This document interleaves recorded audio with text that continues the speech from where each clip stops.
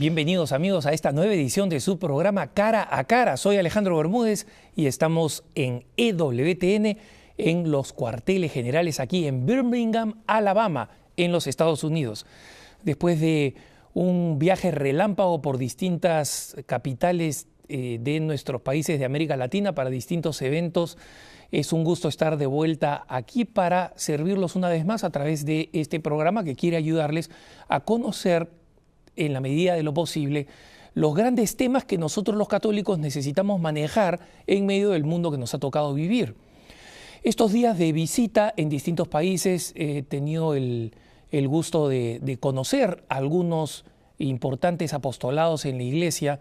Quiero agradecer especialmente el testimonio que me han dado las hermanitas del Buen Samaritano, una comunidad en Chile que realiza precisamente el nombre de este emblemático personaje bíblico que Jesucristo ponía como modelo de hasta dónde había que llegar la caridad, ¿no? Es decir, aquel que a pesar de sus circunstancias, sin hacer ningún tipo de distingo, recibe la máxima atención posible, motivada por el amor, que es la esencia de nuestra fe. Así que a estas queridas hermanitas, una congregación que no conocía, que ahora tengo el gusto de conocer, un saludo muy especial desde aquí, desde EWTN. Y también a todos los participantes del Congreso Internacional Provida que se realizó en San José, Costa Rica, donde tuve también el privilegio de participar y ver la cantidad enorme de verdaderos luchadores Provida que están básicamente en todos los niveles de la vida cristiana y de la primera fila, las trincheras de la lucha en la defensa de la vida, de la familia, del matrimonio. Ustedes son los verdaderos héroes, así que ha sido un privilegio poder compartir con ustedes y siempre estoy al pendiente de poder volvernos a encontrar. Entrando al tema, cuando yo estudiaba Ciencias de la Comunicación, y por si acaso estas técnicas que nos enseñaron entonces no han cambiado, nos explicaban en el curso de publicidad y en el curso llamado persuasión y propaganda que habían dos palabras que eran absolutamente irresistibles para un potencial comprador cuando se hablaba de publicidad. Primero, gratis, ¿no? Entonces a nosotros nos podían decir, si llevas 3 de este producto, gratis te damos una bolsa, te vamos a dar un par de medias, con tal que haya algo gratis ahí arrojado en la ecuación, en la mezcla, la gente cae y va a seguir cayendo, ¿no? La otra palabra mágica era la palabra nuevo, nuevo producto, nueva versión, nueva realidad, nuevo lanzamiento de los mismos productos, que cuando ya de alguna manera habían producido fatiga de consumo, ¿no? Un jabón que en algún momento se puso de moda, entonces lanzaban una nueva versión, cambiaban el paquete, cambiaban un poquito el tinte con el cual lo presentaban, y así esta palabra mágica nueva cumplía su papel de impulsar la venta. Resulta que la palabra nueva no es una palabra utilizada solamente para vendernos productos. Ha sido en los últimos tiempos una palabra también para vendernos ideas. Y me refiero específicamente a la llamada nueva era, la New Age. Aunque los grandes promotores de la nueva era, como movimiento, etcétera, son personas que hoy en día ya deben estar cobrando su pensión o probablemente caminando con un bastón, el término nueva sigue impresionando a mucha gente y sigue teniendo un efecto que no solamente se ha presentado como un rival para los católicos en términos de una ideología alternativa, sino que también se ha convertido en un conjunto de contenidos filosóficos, emocionales, doctrinales, que están contaminando a muchos católicos que creen que pueden seguir prácticas de la llamada nueva era y al mismo tiempo poder ser buenos católicos. Lo que vamos a tratar de explicar en este programa es que es imposible uno con el otro, porque son completamente antagónicos en el tipo de propuestas que tienen en la manera como ven al ser humano, en la manera como entienden a Dios, en la manera como entienden la vida, en la manera como entienden todo. Uno está por un lado, el otro está por el lado opuesto y conflictivo. El término nueva era describe algo que es muy importante señalar, que no es una religión ni es una filosofía. Es un conjunto confuso de enseñanzas, de principios y de prácticas o de técnicas que en su conjunto pertenecen a este movimiento que surgió finales del siglo XIX, principios del siglo XX, pero que explosionó en Occidente y en nuestros países de América Latina hacia el final de la década de los 60, ahí alrededor de la gran revolución hippie de los 68, porque existía la convicción de que nosotros estábamos entrando a una era nueva y basada en el zodiaco. Decían que nosotros habíamos salido de la edad de Piscis, ¿no? ¿Recuerdan ustedes esta figura de Piscis en el zodiaco, estos dos peces? Y que esta edad de Piscis había sido una edad mala de dictaduras, de intolerancia, de ideas fijas, ¿no? Piscis no es como dice pues el famoso adivinador, o no sé cómo llamarlo, pues Walter Mercado, que es tan popular, que él señala pues que él es de Piscis y que por eso es tan sensible, tan bueno, tan dulce, etcétera, etcétera. No, en la mitología de la nueva era, Piscis fue una era mala, ¿no? Pero ahora estamos en un nuevo alineamiento de astros y hemos entrado a la edad de Acuario. Ya no es la era de Piscis, es la edad del agua que fluye, ¿no? De ahí viene el nombre Acuario, es la edad de las nuevas cosas y sobre todo una edad donde no van a haber ideas rígidas, no van a haber dictaduras, no van a haber imposiciones, no van a haber ideas fijas, todo va a ser un gran sentimiento, una gran alegría, gozo, paz, amor, sexo libre, etcétera, etcétera. Esa es la idea fundamental que le da el nombre a este fenómeno de nueva era, la creencia de que estamos entrando de una época en el zodiaco a esta nueva época en el zodiaco que supuestamente va a durar algunos miles de años, ¿no? de prosperidad y de paz y de serenidad y de calma, etcétera. Como comprenderán ustedes, si vemos los acontecimientos mundiales del 68, parece que Acuario todavía no se ha enterado que está en su era, porque, digamos, no vemos nada de esta paz, pero todas estas expectativas forman parte de este movimiento filosófico, ¿no? ¿Cómo entendemos la nueva era? Dado que hemos dicho que no es una religión, no es propiamente una filosofía, no es propiamente un movimiento filosófico, la nueva era, vamos a decir qué cosa sí es. Es básicamente una heredera intelectual y emocional de una antigua herejía cristiana llamada el gnosticismo. La herejía cristiana del gnosticismo es probablemente la más antigua herejía cristiana. Se inspira en algunos filósofos que estaban antes del cristianismo, pero que crece mucho en los primeros siglos, en los primeros años del cristianismo, y que está basada en una serie de convicciones o de principios que radicalmente se oponen a la filosofía cristiana y al pensamiento cristiano, a la fe cristiana, y que precisamente nos enseña que lo que propone es completamente falso y opuesto al cristianismo. El término gnosticismo se basa en una palabra griega, en la palabra griega gnosis. La palabra griega gnosis, que se escribe con GN, ¿no? Y que significa conocimiento, es una palabra griega que en sí misma no tiene nada de malo, es conocimiento. Y es importante efectivamente conocer. Pero el término gnosticismo significa fundamentalmente el hecho de que una persona puede lograr su perfeccionamiento, su salvación, su realización personal, etcétera, solamente a través de un conocimiento.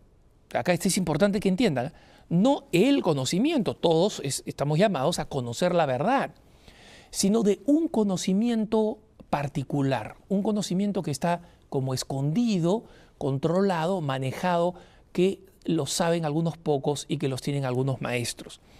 Y en ese sentido, el gnosticismo tuvo su origen en un pensador, en un filósofo griego llamado Plotino, y este filósofo Plotino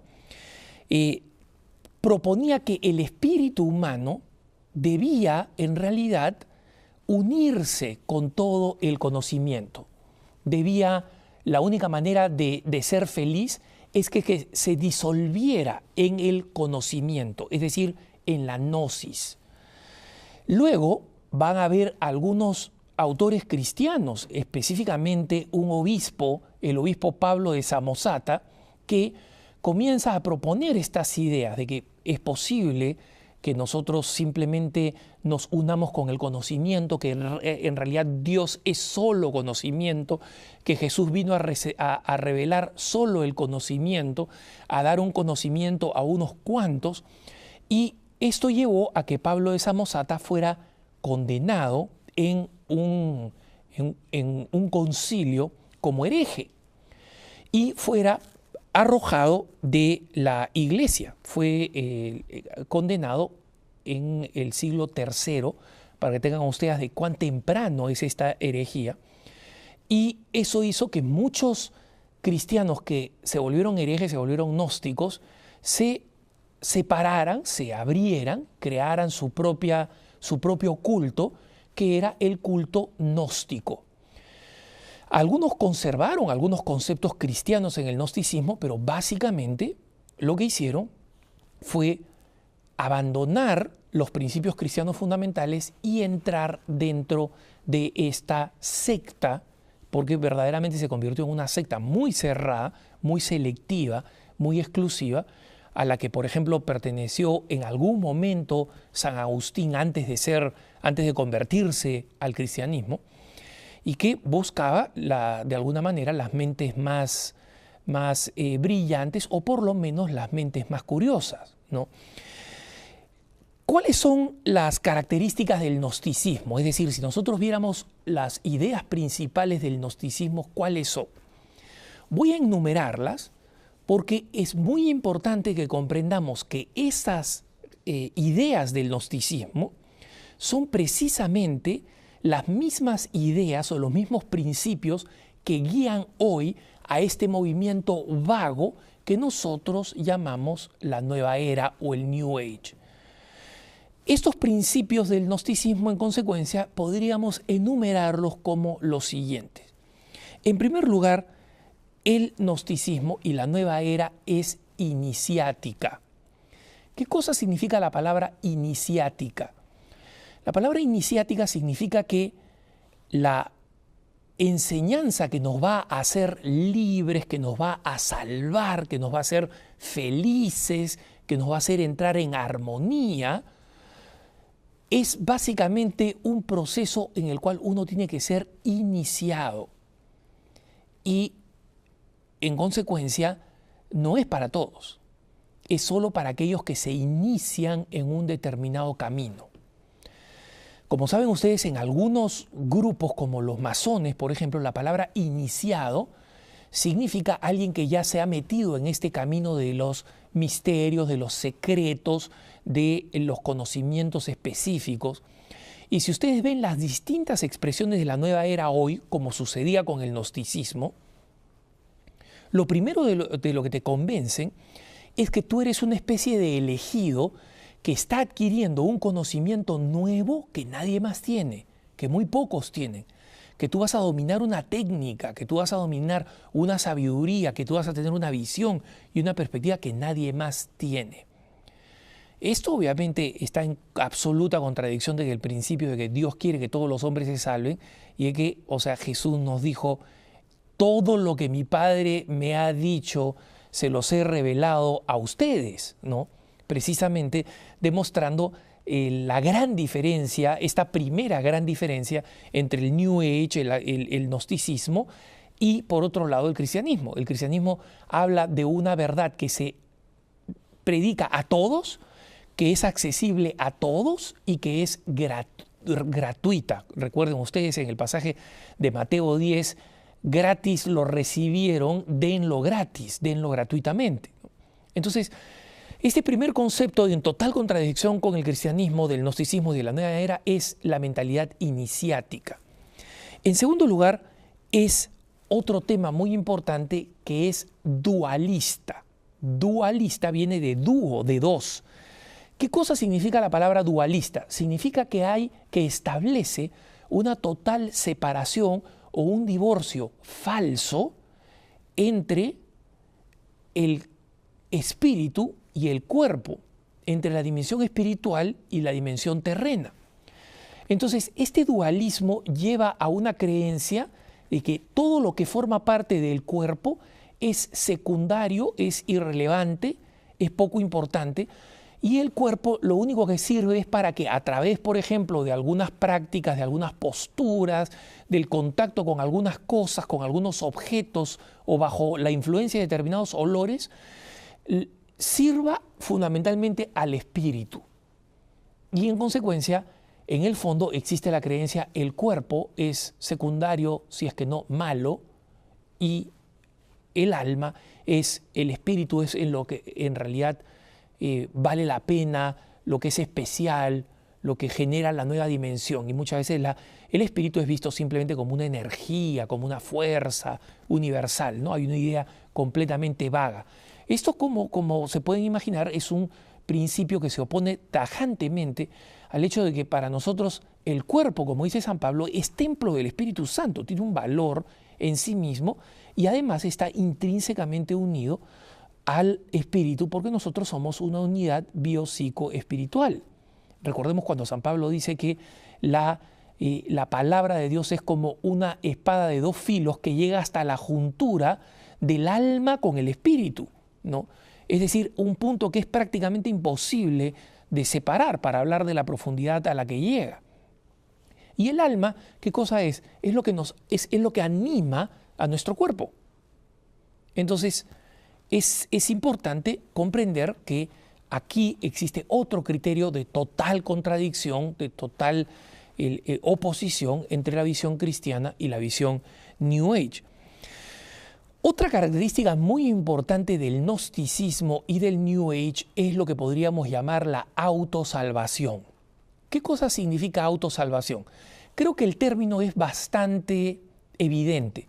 Significa que el logro de la felicidad, el logro de la alegría, de la paz, del satori, ¿no? Esa saturación infinita de estar en el cielo unido con todo, ¿no? Es en realidad algo que nosotros conseguimos con nuestra propia fuerza, con nuestro propio esfuerzo y gracias a los secretos o técnicas que nos van a dar en este camino iniciático. Ahí me van a explicar si haces esta postura de yoga, si manejas así tu energía, si mueves los muebles de tu casa, estoy hablando de Feng Shui, estoy hablando del Reiki, de los que vamos a hablar más adelante. Todas estas cosas nos van a dar a nosotros la capacidad de salir adelante y ser felices y alcanzar la felicidad y el gozo y la paz y la armonía y el convertirnos en un todo con la perfección o con el ser supremo, que usualmente suele ser un concepto bastante vago. Y junto con este tema de la autosalvación, nosotros vemos aquí que ciertamente hay una oposición radical, una oposición tajante con lo que es la visión cristiana de la realidad, donde nosotros sabemos que en la salvación el ser humano tiene que cooperar, tiene que poner de su parte, tiene que trabajar pero fundamentalmente la salvación es un don de Dios. Si Jesucristo no hubiera venido, si Jesucristo no hubiera abierto la puerta de sus gracias infinitas, si Jesucristo no hubiera dado su vida por nosotros y no nos hubiera abierto las puertas de la iglesia a través de las cuales nos llegan los sacramentos de salvación, nosotros, no importa lo que hagamos, podríamos ponernos de cabeza, podríamos pararnos en una pierna, cualquier postura de yoga, por más ingeniosa, complicada o creativa que fuera, jamás va a permitirnos que nosotros logremos la salvación por nosotros mismos, porque la salvación es un don de Dios, no es algo que el hombre consigue con el uso exclusivo de sus propias fuerzas y de sus propios conocimientos. Entonces ahí vemos claramente otra línea de colisión.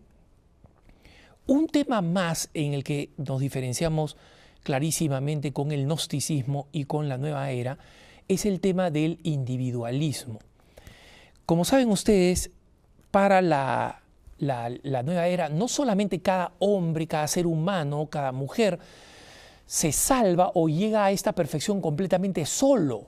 Digamos, existe comunidad, hacemos actividades, etcétera, con gente de otro grupo, de otras asociaciones o con gente que se junta con nosotros, pero cada uno se salva absolutamente solo y además se salva, como decíamos, con sus propias fuerzas, y como es absolutamente individualista, también significa que cada uno tiene su propia versión de lo que está bien y de lo que está mal.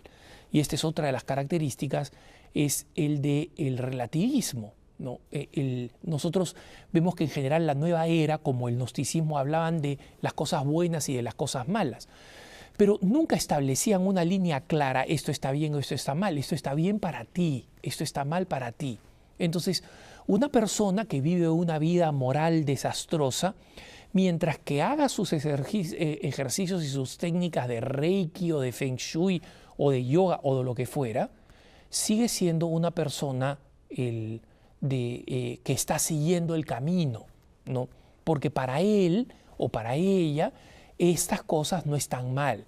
Y por eso que no es raro que muchas personas que están en una situación moral cuestionable, en una situación moral difícil, en vez de optar por remontar y vivir de acuerdo a la gracia, tratan de encontrar refugio en la nueva era, porque la nueva era no les exige un cambio moral por este individualismo relativista de la moral. Y finalmente, justamente como característica de este individualismo está este relativismo. Lo que está bien para ti no necesariamente está bien para los demás. Algo así como los 10 mandamientos que nos obligan o nos inspiran a todos, que nos dan una serie de normas objetivas para tratar a los demás, estas cosas no existen. Existen algunos principios genéricos que nos hacen repetir en la nueva era, como en el gnosticismo, como un mantra, ¿no? Como una frase que hay que repetir. Pero en el fondo, para ellos, para la nueva era en general, este no es un tema que establezca principios morales que cambien mi propia vida. Yo puedo ser moralmente, con mis empleados como empresario, un gusano explotador, pero mientras haga mis ejercicios adecuados, mis técnicas adecuadas, eso no está mal, ¿no? Estaría mal para tal vez otra persona que se siente mal haciendo eso. Y obviamente en un universo donde no hay ni bien ni mal definidos, solamente hay, entre comillas, armonía, estado de paz, etc., estamos hablando de un mundo que como aproximación, como concepto, se opone clarísimamente a la revelación cristiana. La revelación cristiana, lo que Jesucristo nos revela, lo revela como un bien universal, absoluto y objetivo para todos los hombres. Justamente, una vez más, cuando San Pablo dice, Dios quiere que todos los hombres se salven, es porque ha traído la verdad. Yo soy el camino, la verdad y la vida, reclama Jesucristo. Y uno puede tener el derecho y la libertad que Jesucristo da de decir, no estoy de acuerdo con eso, no creo. Rechazo que Jesús sea el camino, la verdad y la vida. Pero si tú no rechazas, es decir, si tú aceptas que Jesucristo es el camino, la verdad y la vida, estás admitiendo que existe una verdad que es Jesucristo, que es la verdad de Jesucristo. Y que en consecuencia no existen dos verdades, no existen 3 o 4 verdades. Justamente cuando la verdad se multiplica, deja de ser verdad, se vuelven opiniones, se vuelven versiones, se vuelven puntos de vista, pero no verdad. La verdad justamente se llama verdad porque constituye un concepto único que coincide perfectamente con la realidad. Esa es la verdad. La verdad es la descripción y el descubrimiento de la realidad. Y en el caso de la vida cristiana, la realidad de Jesucristo y la conciencia de que es Jesucristo el que nos revela la verdad. Entonces, es un recorrido bastante rápido, pero que deja bastante en claro cómo este movimiento vago de la nueva era, cómo este movimiento vago que inspirado en la antigua herejía del gnosticismo, por eso que de nueva era tiene solamente porque, como digo, creen que están entrando a esta era de Acuario, pero en la verdad, de nueva no tiene nada, es vieja como el cristianismo, ¿no? Entonces, la nueva era es simplemente la reaplicación de estos conceptos combinado con una serie de elementos orientales, combinado con una serie de ideas del racionalismo y del relativismo del siglo XIX, y en toda esta mezcla, este jugo con los sabores más extraños y combinados que pueden haber, lo que finalmente produce este feeling generalizado que llamamos nueva era y que vamos a explicar en sus distintos problemas y complejidades cuando volvamos después de la pausa. Estamos en Cara a Cara hablando de la nueva era. No se vayan, que ya volvemos.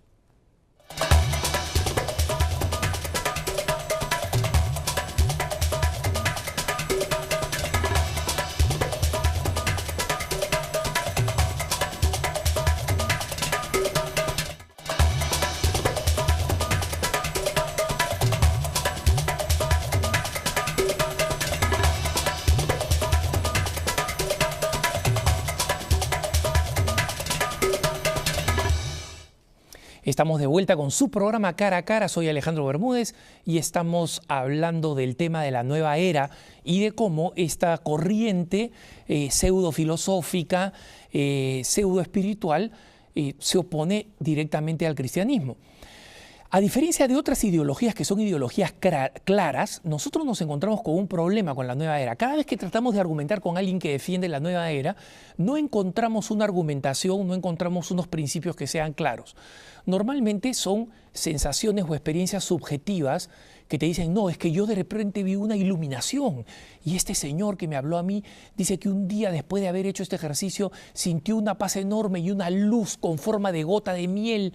Y acá estoy hablando de cosas que de verdad yo he escuchado, ¿eh? Una luz y una iluminación interna con forma de gota de miel, ¿no? Que de pronto le reveló que la energía estaba...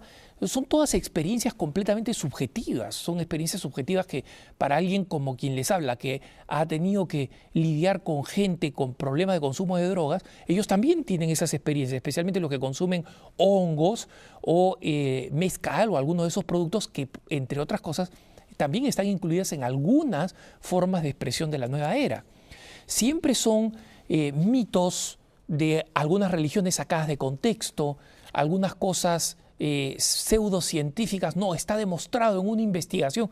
Nadie te dice cómo está demostrado, ni qué investigación, ni quién la hizo, ¿no? Inventan que cuando el cerebro humano es sometido al silencio total, brotan unas energías. Son este tipo de argumentos donde uno puede decir, bueno, pero ¿de dónde sale esa investigación? ¿Quién lo dice? ¿No? ¿Quién le abrió la jaula al que la argumentaba? Entonces, es imposible tener una argumentación porque en general la nueva era tiene un componente emocional enorme, ¿no? Y me parece muy importante que nosotros comprendamos que en la nueva era usualmente se presenta como una propuesta que no choca con el cristianismo. Algunos de ustedes, si alguna vez han experimentado alguna de estas actividades u organizaciones de la nueva era, muy probablemente vean que en estas organizaciones se les ha dicho, no, nadie está en contra del cristianismo ni del catolicismo. Es más, algunos dicen, no, yo incluso soy católico, ¿no? Soy una persona que practica la teosofía, que practica la tal, que practica el reiki, etcétera, etcétera. que practica el eneagrama, ¿no? Es más, sé de congregaciones religiosas que promueven el eneagrama, que es 110.8%, para exagerar, totalmente nueva era, o totalmente opuesto a la visión cristiana de la realidad, ¿no? Algunos, cuando nos han escrito a cara @ewtn.com, nos dicen, oye, ¿por qué esta congregación religiosa promueve el eneagrama, promueve cosas que están vinculadas con la nueva era? No lo sé, porque están tan equivocados, porque están completamente confundidos y porque han caído en esta especie de relativismo emocional donde, bueno, ven que esto ayuda parcial, temporalmente a alguna gente y creen que esa es una solución que es compatible con el cristianismo cuando no lo es. Y lo que hay que hacer no es quejarse con EWTN, es quejarse con sus obispos. Quejarse con sus obispos y decirle, señor obispo, esto lo están enseñando y esto está aquí enlistado por un documento de la Congregación para la Doctrina de la Fe, el eneagrama lo está, como algo que se opone a las enseñanzas de la Iglesia y que son incompatibles con la Iglesia. Lamentablemente no todo el mundo lo sabe. Pero es importante que quede claro que cuando la nueva era dice, no, nosotros creemos que Jesucristo es un hombre iluminado, que fue una de las manifestaciones de Dios, muchos católicos se sienten conformes. Ah, está bien, no ataquen el catolicismo. No, hermanito, ¿tú crees que Jesucristo es una manifestación de Dios? ¿Es un iluminado? Jesucristo es Dios y la única manifestación de Dios visible para los hombres. La única revelación definitiva y decisiva. Él es el alfa y el omega, el antes y el después, el principio y el fin. Eso no dice la nueva era bajo ningún punto de vista. ¿Cómo se expresa la nueva era hoy en día? Como existe un conjunto vago, vamos a hacer una lista que les sirva a ustedes para saber cuáles son estas expresiones distintas de la nueva era y cómo se manifiestan y cómo se ofrecen hoy en día en general en el mercado internacional o nacional. Así que les sugeriría tomar papel y lapicero y si no tienen papel y lapicero por si acaso, este programa como siempre se reemite y permanece en el canal de YouTube de EWTN en español, ¿no? Así que si es que ustedes quieren volver a revisar o sugerírselo a algún amigo o amiga que está medio flaqueando con la nueva era y que dice, no, yo todavía soy católico, voy a misa, rezo el rosario, pero estoy haciendo mi meditación trascendental, entonces le pueden recomendar este programa. La primera manifestación de la nueva era es el yoga. El yoga en sí mismo no es una práctica en lo que respecta a determinadas posiciones corporales, algo que sea rechazado en sí mismo por la Iglesia Católica. Es decir, que determinadas posiciones o posturas corporales nos ayuden a la oración, eso es natural. Si yo estoy echado sobre un sofá comiendo un helado, no voy a rezar tan bien como si estoy en una postura recogida. Hay una relación entre la postura corporal y la posición espiritual. Pero el yoga está atado a toda una filosofía hinduista. Y existen el Dharma Yoga, el Karma Yoga, existe el Hatha Yoga, el Kundalini Yoga, este último probablemente el más peligroso de todos, porque en mi modesto entender, acá está Alejandro Bermúdez, no hay ninguna doctrina, es mi opinión, por lo que he visto, tiene conexiones verdaderamente satánicas, ¿no? Y me parece importante que sepamos que esas técnicas ponen el acento en que a través de determinadas posturas corporales se pueden llegar a estados de ánimo que supuestamente nos van a producir la armonía y el control total.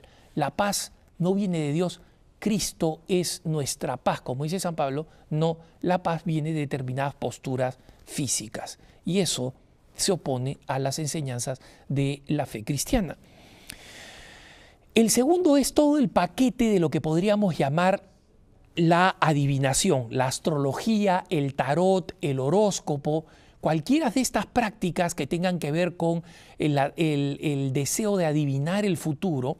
Recordemos que el Catecismo de la Iglesia Católica señala que esa es una violación total de las enseñanzas cristianas. ¿Por qué? Porque cuando nosotros creemos que podemos adivinar el futuro, creemos que podemos torcerle el brazo a Dios para que Dios nos cuente qué es lo que va a pasar en el futuro, cuando lo que va a pasar en el futuro es potestad exclusiva de Dios. En consecuencia, el católico que cree que puede ir a que le lean la mano, a que le adivinen con hojas chinas, con hojas de té, con piedritas, con intestinos de animales, con cartas, con mapas astrales, con cualquiera de esas cosas, está actuando en contra de las enseñanzas cristianas, ¿no? Entre ellas, por ejemplo, está la creencia en el zodíaco y en general en el horóscopo, ¿no? ¿Cuántos católicos consultan el horóscopo creyendo que porque son Leo, Virgo, Cáncer, etcétera, etcétera, en realidad los planetas van a influir de él en alguna manera, ¿no? Y hay mucha gente que dice, no, pero el horóscopo se cumple, ¿no? ¿Cómo no se va a cumplir, pues, papito? Si justamente está hecho para que parezca que se cumpla. Yo podría escribir un horóscopo. Leo, mañana aparecerán oportunidades, no las desperdicies. ¿En la vida de quién no aparecen oportunidades? O sea, a ti te aparecen oportunidades y dices, ¡ah! El que me leyó el horóscopo lo sabía, el horóscopo tiene razón. Sagitario, esas amistades que están cerca de ti, no las desperdicies y no las maltrates. ¡Oh! Todos tenemos algún amigo que no está bien tratado, entonces el horóscopo sabe de mi vida. No, pues, miren, les cuento una historia real. En uno de nuestros países hay una famosa brujita, entre comillas, que hace el horóscopo, que se distribuye a través de teléfonos celulares. Y cuando hacia el final del año le pidieron a esta brujita, a esta adivinadora, cuáles eran los pronósticos para los distintos signos del zodíaco del año siguiente, dijo, oye, ¿sabes qué? No tengo tiempo para escribirlos, repite los del año anterior. Así como funciona el horóscopo. Alguien que hace negocio con gente crédula, ¿no? Tenemos luego una técnica de control de energía que es muy popular, que es conocida con el nombre del Reiki. Y yo creo que es importante que nosotros sepamos que esta técnica de origen supuestamente japonés se basa en que nosotros podemos controlar la energía y podemos llevarla completamente al manejo de nuestras manos y a través de ella controlarla, manejar, sanar, curar, mejorar, no solamente inmediatamente, sino a distancia. Yo conozco muchas personas católicas, incluso enfermeros, enfermeras católicas, que con el afán de mejorar la salud de sus pacientes han ido a cursos de Reiki. Reiki es una estafa, es un origen pseudo oriental que se hizo famoso en Estados Unidos, supuestamente comienza en el Japón, donde las cosas que enseña están completamente opuestas a las verdades de la fe. En alguna ocasión los hemos señalado así y así es, ¿no?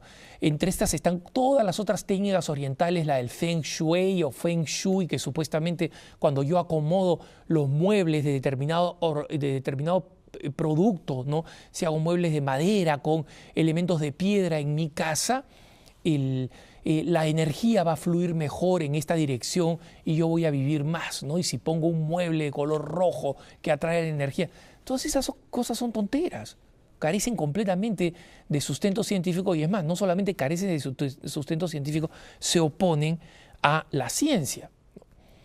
Pero además de estas creencias, existen algunas organizaciones específicas que promueven en América Latina y en España lo que podríamos llamar esta ideología nueva era. Y me gustaría que ustedes estuvieran familiarizados con ellas, las más importantes, para que sepan que existen y que son un problema para los católicos y que no son compatibles con el catolicismo, aunque se presenten como organizaciones que tienen un valor completamente legítimo, ¿no? En primer lugar, tenemos a la Sociedad Teosófica. La Sociedad Teosófica es una organización que fue fundada en 1875 por una rusa que era espiritista y medium. Teosófica significa que ama a Dios. Entonces mucha gente dice, bueno, teosófico es bueno, ¿no? Nosotros también amamos a Dios. Es en realidad completamente espiritista como entidad y completamente opuesta a los principios cristianos. Tenemos otra bastante famosa también que surgió en Argentina y que se ha difundido por buena parte de América Latina y que se llama la Nueva Acrópolis. La Nueva Acrópolis pretende supuestamente resucitar los conocimientos de origen griego, de los clásicos, etcétera, pero como asociación cultural, y se presenta como asociación cultural que da controles de técnicas mentales, de técnicas de conocimiento filosófico griego, etcétera, etcétera, son en realidad una forma de creencia en la teosofía. Su origen está íntimamente vinculado a estas sociedades teosóficas y creen en mitos, en leyendas que están totalmente separadas del cristianismo, ¿no? A esta lista de nombres de estas dos organizaciones, la teosófica, la Nueva Acrópolis, se suma un método de control mental llamado el método de control mental Silva, el método Silva, ¿no? Este fue inventado por un norteamericano de origen hispano, José Silva, en la ciudad de San Antonio, en Texas, y básicamente supuestamente cree en la existencia de una sobreconciencia, de una superconciencia que emite unas ondas mentales que pueden ser controladas y que cree fundamentalmente en que la felicidad, el autocontrol, el éxito, todo se logra a través del manejo de estas ondas mentales. El método de control Silva protesta enormemente que sean una cuestión que se opone al cristianismo. Y recientemente, después de que fueron presentadas como tales, comenzaron una campaña muy fuerte, especialmente en México, para tratar de conseguir el apoyo o el aliento de algunos obispos mexicanos. El método de control Silva se presenta como simplemente un método de aprendizaje mental, una técnica de aprendizaje mental que no solamente no tiene nada que ver con el catolicismo en términos de oposición, sino que fundamentalmente son una técnica totalmente de aprendizaje. Su origen no es así, sus contenidos y sus creencias no son así. Lo que enseñan se opone a la manera como nosotros entendemos que el cristiano aprende, ama y es feliz. Junto con este método del control Silva están las distintas formas de lo que llamamos meditación trascendental, y ahí probablemente el más famoso sea el Maharishi Mahesh Yogi, ¿no?, que promueve esta forma de meditación donde básicamente nosotros, a través del ejercicio de nuestra propia mente y conciencia, logramos llegar al control total de nuestra energía. Junto con este gurú está también el gurú Maharishi, ¿no?, o que es un gurú bastante más viejo, o está también alguno de estos gurús de la India que fueron muy populares en su época y que algunos de ellos siguen siendo bastante populares, pero en general estos líderes hinduistas de origen hinduista como Sai Baba, por ejemplo, que también fue muy famoso, explican exactamente la misma postura. A través de nosotros mismos, de nuestras propias fuerzas, de la concentración, de la elevación con nuestras propias energías, vamos a ser felices. Una vez más, un concepto que se opone a la visión cristiana de la realidad. Tenemos por otro lado una muy famosa, que es la Gran Fraternidad Universal. No es igualmente famosa en toda América Latina. En Venezuela y en Argentina tiene muchos seguidores.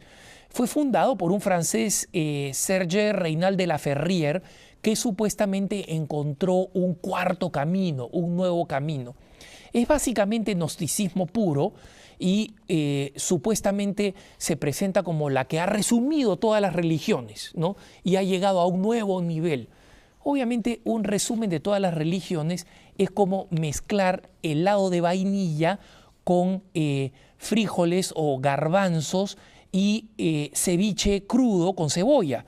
Lo que va a salir de ahí es algo absolutamente intragable. Así, yo no entiendo cómo alguien puede encontrar atractivo algo que se presenta como la mezcla de todas las religiones, ¿no? Pero es el caso de la Gran Fraternidad Universal. Otra de las más peligrosas, sobre todo en Estados Unidos entre los hispanos, porque se ha difundido poco por América Latina, pero algo se ha difundido, es lo que conocemos como la Iglesia de la Cienciología, ¿no?, que se conoce también como la técnica de la Dianética. El Ron Hubbard, a quien pueden ver ustedes aquí, ya fallecido, a quien pueden ustedes ver aquí en pantalla, escribió un libro llamado la Dianética, ¿no? Dianetics, que supuestamente expresa una técnica especial de control personal. La cienciología, la iglesia de la cienciología se ha visto involucrada en muchos problemas legales por el término por los temas que propone, que defiende, que muchos consideran de presión y de manipulación, pero que por otro lado tiene grandes actores como por ejemplo John Travolta o como Tom Cruise, que la promueven diciendo que es lo mejor que les ha podido pasar en su vida, ¿no? Justamente llegan a ricos y famosos para que sean sus promotores porque, entre otras cosas, la Iglesia de la Cienciología es muy hábil extrayendo dinero de sus miembros. Existen muchas más de estas organizaciones y yo encuentro que tal vez las más peligrosas y curiosas son aquellas que se presentan como católicas. Y aquí quisiera entrar a un tema de los autores pseudo-católicos o que se presentan como católicos o que honestamente se creen católicos pero que en realidad promueven ideologías e ideas New Age. Tal vez el más importante de ellos sea el padre Anthony de Mello, este jesuita de la India que murió relativamente joven en Nueva York y que murió allí por 1995, si no me equivoco, o tal vez un poco antes, a finales de los 80, de un ataque cardíaco cuando era relativamente joven. Y es un autor que cada vez se fue influyendo más por ideas hinduistas de su país de origen, ¿no? Y cada vez fue hablando más de un Dios muy vago y muy impersonal. En sus libros, ¿no? El canto de la rana, y luego han habido otros libros que son recopilaciones suyas, la Congregación para la Doctrina de la Fe finalmente en 1998 encontró que eran ideas que se habían alejado completamente de la visión cristiana de la realidad. Hoy en día existen sitios o páginas en Facebook, por ejemplo, que se proponen como páginas cristianas que te dan reflexiones de Jesucristo, pero que en realidad ni siquiera citan la Sagrada Escritura, citan frases que supuestamente son de Jesucristo, pero que son totalmente inventadas y que tienen este saborcito que tenía los libros del padre Anthony de Mello. Lamentablemente, existen algunas congregaciones religiosas que en sus librerías siguen vendiendo los libros de Anthony de Mello, porque yo sé lo que van a hacer, lo que van a decir ustedes. Pero si esos libros están en las librerías católicas, están en bibliotecas católicas, sí, pero están por una razón de negligencia, descuido o ignorancia, porque la Congregación para la Doctrina de la Fe, en un documento firmado por el cardenal Ratzinger en su época y aprobado por el beato Juan Pablo II el 24 de junio de 1998, pasa revista a todos los problemas de las enseñanzas del padre Anthony de Mello. Les menciono solo algunas. El carácter personal de Dios es ignorado y en la práctica negado.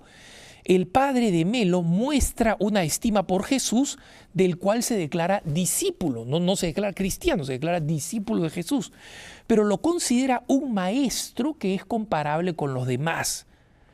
Jesús no es reconocido en los libros de Anthony de Mello como el Hijo de Dios y siguen enumerando errores graves en estos libros que, como además son de una espiritualidad así bien suavecita, bien blanda, ¿no?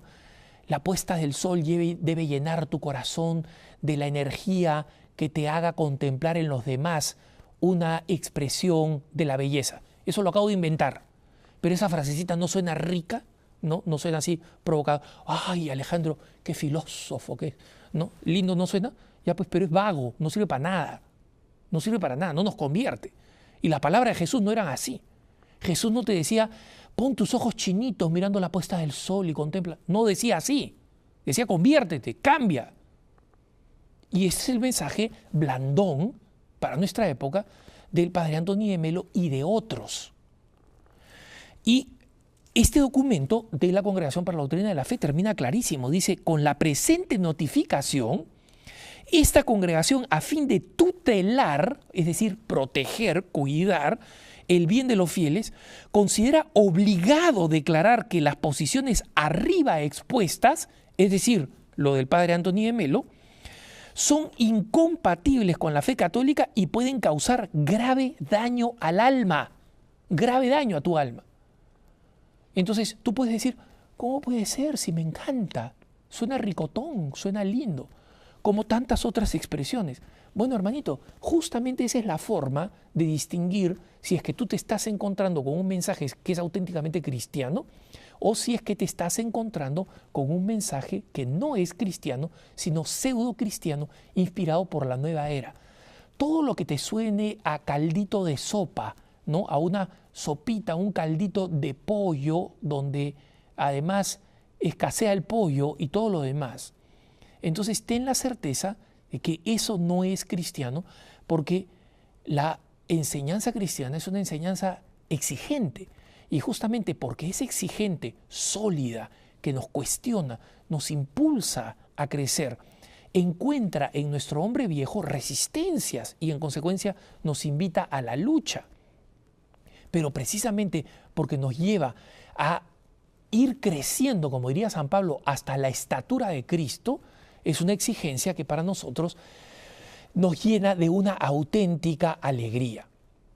En general, incluso entre los cristianos, existen algunos errores inspirados en la nueva era.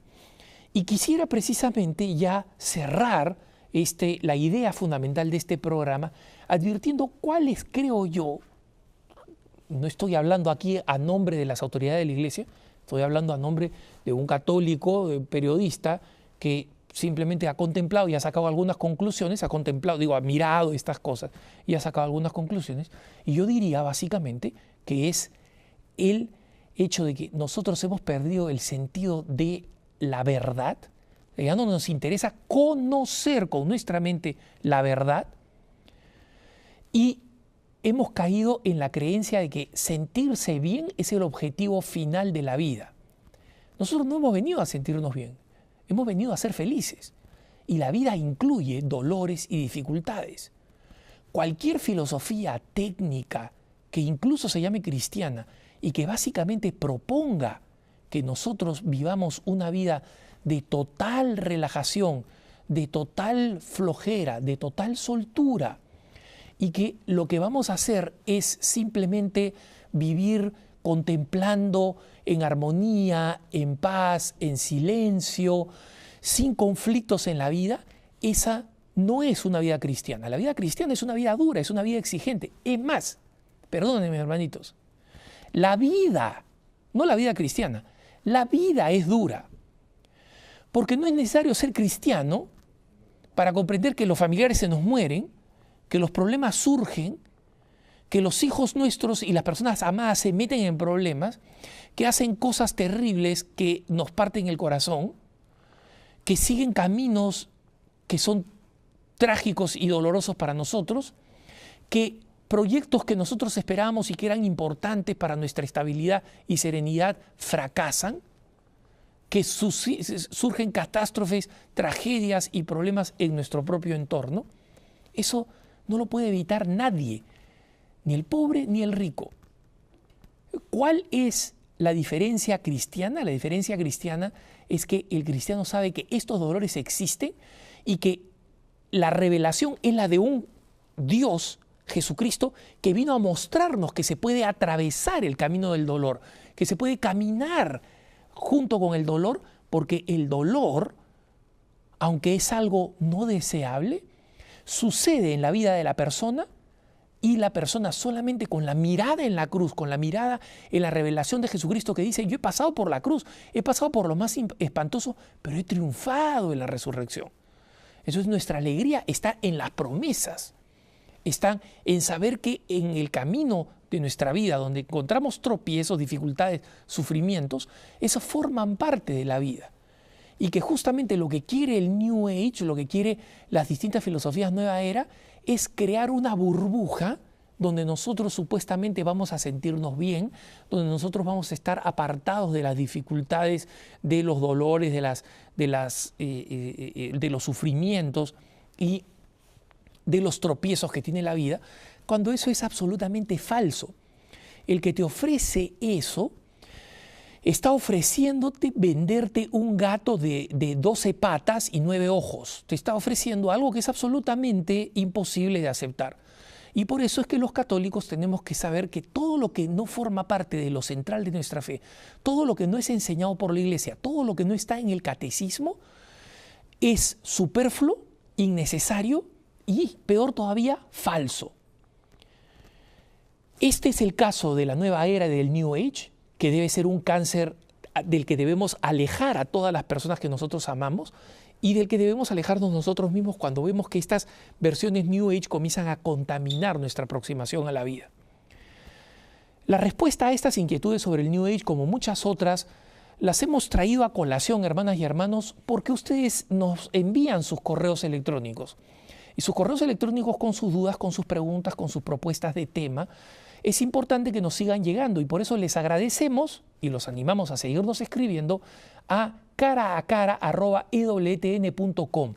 En algunas ocasiones me he encontrado con personas que me dicen, mira, yo quiero escribirte, pero no escribo a cara porque sé que no te llegan los correos electrónicos. No, los correos me llegan.